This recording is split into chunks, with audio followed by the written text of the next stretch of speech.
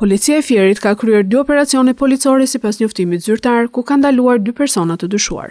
Specialistët për hetimin e krimeve të rënda në DVP Fier kanë ekzekutuar urdhrin e prokurorisë për ndalimin e një 38 vjeçari shtetasit AG banues në Fier.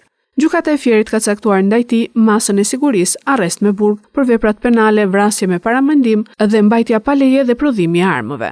Sipas hetimeve, 38 vjeçari dyshohet se në bashkëpunim me vëllain e tij KG, i cili ndodhet aktualisht në paraburgim më 7 dhjetor 2023 në lagjen 16 prilli në Fier, pas një konflikti për motive të dobta, kanë qelluar me armë zjarri drejt një automjeti. Sipas së të shtonave, humbi jetën në vend 41 vjeçari me inicialet EJ. Gjithashtu në një tjetër zhvillim, policia arrestoi në Patos një 28 vjeçar nga Norvegjia, pasi u kap me lënë të dyshuar narkotike kokainë.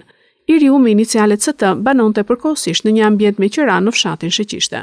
Aksioni u zhvillua nga specialistët e seksionit për hetimin e narkotikëve në DVP Fier, në bashkëpunim me forcën e posaçme Shqiponja.